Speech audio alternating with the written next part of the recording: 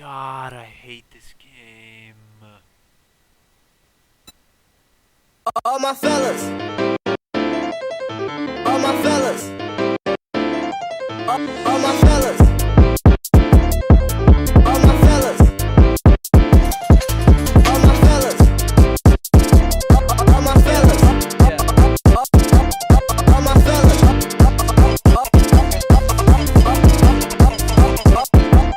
all my fellas,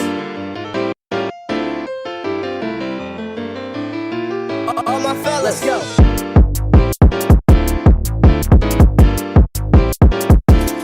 Let's go.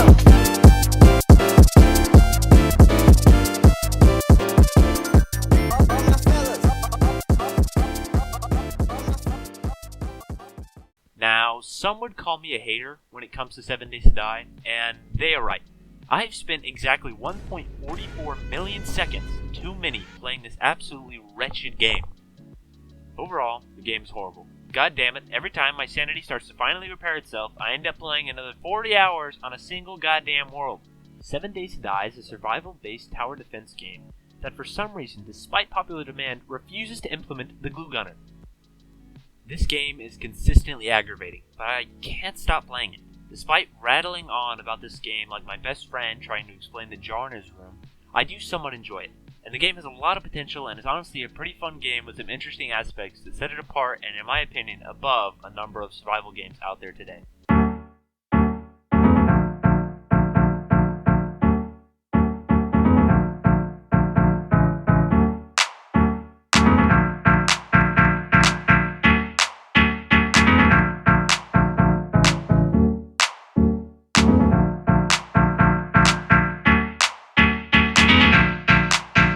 Dr. Gabba, we have arrived at Goo Goo Lagoon.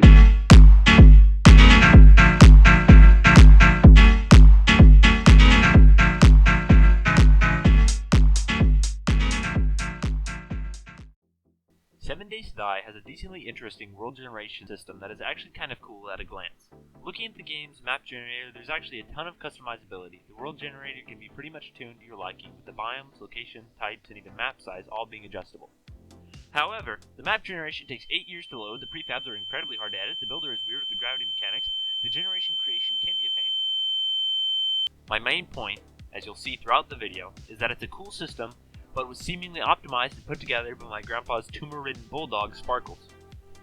There is also the option of using the default map, Navisgame, which is a handcrafted map put together by the devs that is actually really cool, and has some neat hidden areas exclusive to it.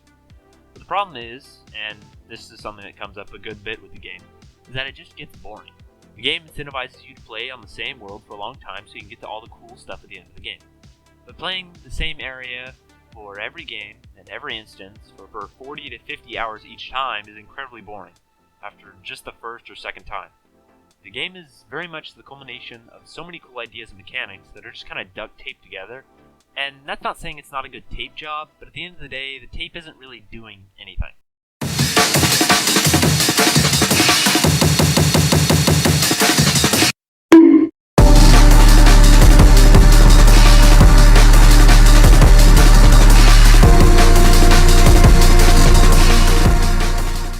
Now this is where the coolest parts of the game really show off the Flex Tape's reflective sheet. The game is centered around the idea that there's a horde of zombies that will hunt you down every blood moon, which is, unless you change it in the settings, every 7 days. The whole thing is really a creative and kind of cool idea. It sets up the player with an immediate threat that you know is coming for you and that you need to prepare for so you're locked and loaded by the time the zombies come asking for your child support payments. Mechanics of the game are a pretty simple FPS shoot 'em up with a Minecraft influenced building system that lets you create just about whatever you want. The game also does have a gravity system that likes to annoy the hell out of me whilst I'm trying to do cool parkour tricks on lampposts. The overall building system is actually decently implemented with a ton of variety and possibilities for different builds. Of course, however, you're just going to make the AFK zombie base build or some variation like everyone else, but still, the building system is really cool. This leads me into the actual zombies, and ooh boy, is there a lot to talk about with the goddamn zombies. But a decent bit of that will be in the next section. The zombies follow an actually intricate pathing system that attempts to reach your player or destroy blocks to get to the player in the quickest way possible. There's also a system where if the zombie falls, it can enter a rage mode, the complete dynamics of which I will never really understand. Again, it's a really cool system that is ingenious in its own right, just like the building. crafting, however, is kind of a mess as it's mostly useless, especially now that the implementation of magazines makes it way harder to make things. So until the trader gets nuked into non-existence, crafting is mostly just to create building materials for your AFK zombie base. Oh, and then there's the food and water system, which are both things that really only affect you at the early stages of the game, when you're trying to get like any scraps to get by, or if you like being beat by tall goth women and set your loot percentage to absolute non-existence. You're so annoying.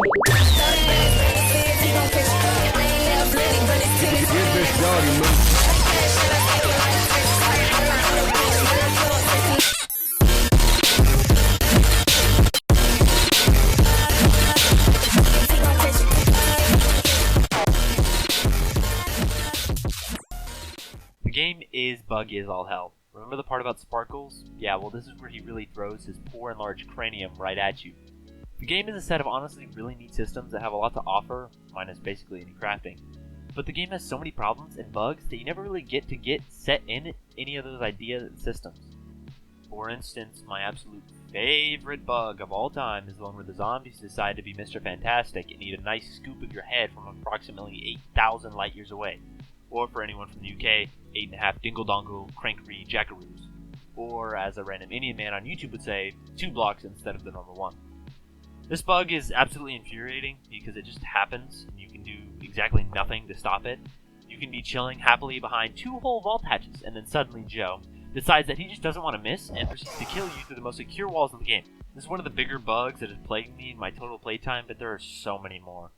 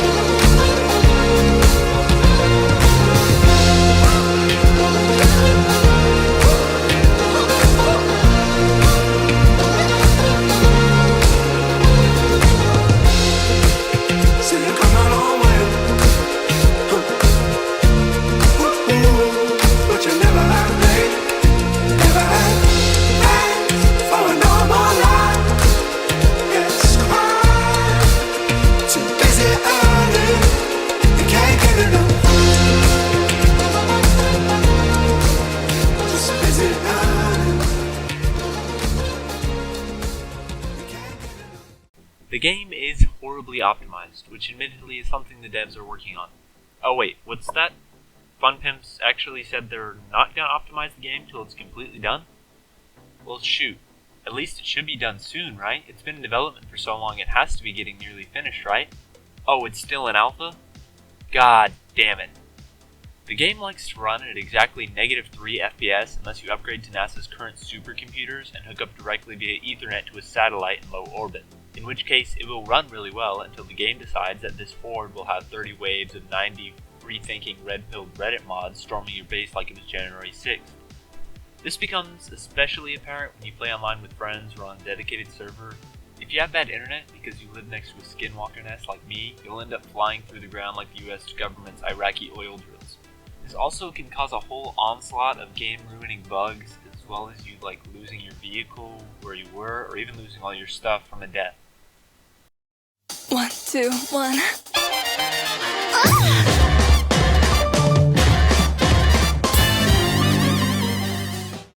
Apparently other people play this game, which is kind of wild. What the hell?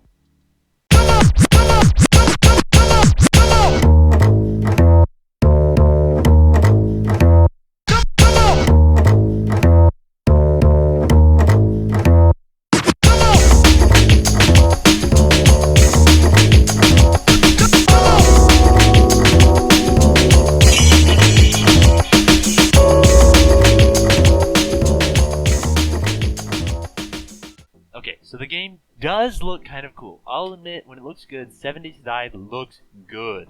There have been a good few times when I looked at other people's builds, or even when I've made something myself, or just walking around, that I actually get kind of awestruck.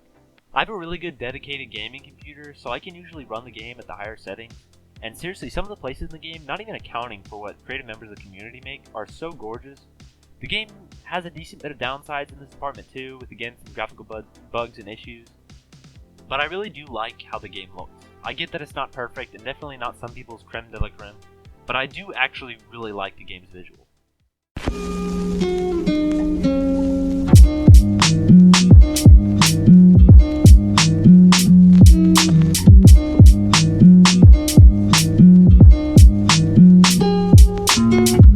The cops can't stop my style of crime, brother. And since they put them fullies back on the streets, the cops can't stop my style of crime.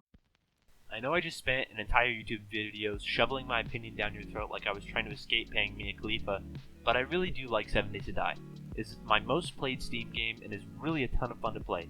It's a game that has the most potential I've ever seen. The gameplay can get a little repetitive at times, with a good bit of the weapons being more or less just upgrades or slight variations, but overall the game is fun.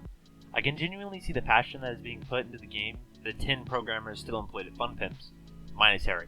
No one likes Harry. But genuinely, if there was a game I could recommend you play, especially if you have some free time and some buddies to play it with, it is 100,000% 7 Days to Die. With that said, let's get to the final in-game montage so I can go back to avoiding women and the outdoors.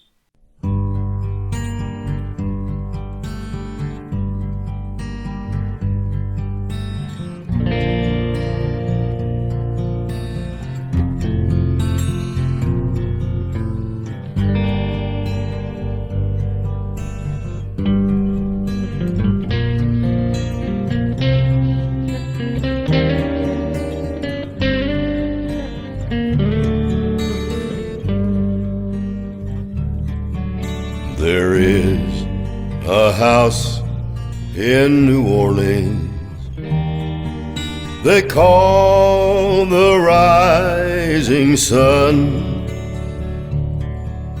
It's been the ruin of many a poor boy, and God, I know I'm one.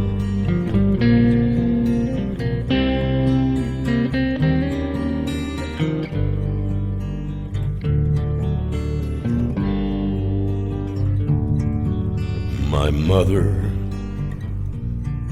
was a tailor. She sewed my new blue jeans. My father was a gambling man way down in New Orleans.